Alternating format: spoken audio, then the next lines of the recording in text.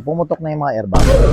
Kung gusto nyo talaga maayos yung mga ganito nyo, wala naman nabibiling ganito. What's up mga sneaker community? Today, papakita namin sa inyo itong ginagawa namin Air Max Air 270. O, problema nito kasi, mga ganito, pumutok na yung mga air bubble nyo. Wala na. Flat na talaga siya. So, wala naman nabibiling ganito sa market, aftermarket, ano? So, ang ginagawa namin dito is, ginagawa namin sila ng air foam. Yan, ganyan kasi itsura niyan. Tapos, ganito. May solution kami dyan. Hindi pa natatapos yan dyan. Ano? Kung gusto nyo talaga maayos yung mga ganito nyo, pinapalitan namin yan ng ganito. Yan. Pinapalitan namin yan ng ganyan. Kasukot yan. May balot pa yan. Meron. Hindi pa yan tapos. Kumbaga sample lang to. Para doon sa customer, ang sabi niya sa amin, gusto niya color black na lang para hindi kita yung itsura niya masyado. So, gagawin namin tong color black. May balot na plastic na color black to. So, parang air bubble na rin kalalabasan. Yung ipapalit namin na yan, obviously, wala na tong air sa loob. So, hindi na siya masisira. Talaga hindi mo na siya mapaplat. So, magagamit mo na siya hanggang mapudpud. Ano? So, para doon sa mga gustong i-save pa yung mga ganito yung klaseng shoes, please message Solgay. Papakita namin yung ending nito sa end of the video, yung kalalabasan niya. So, baka bukas pa yun. Ano? Pero ito yung mga parts and watch out for the final results. Okay?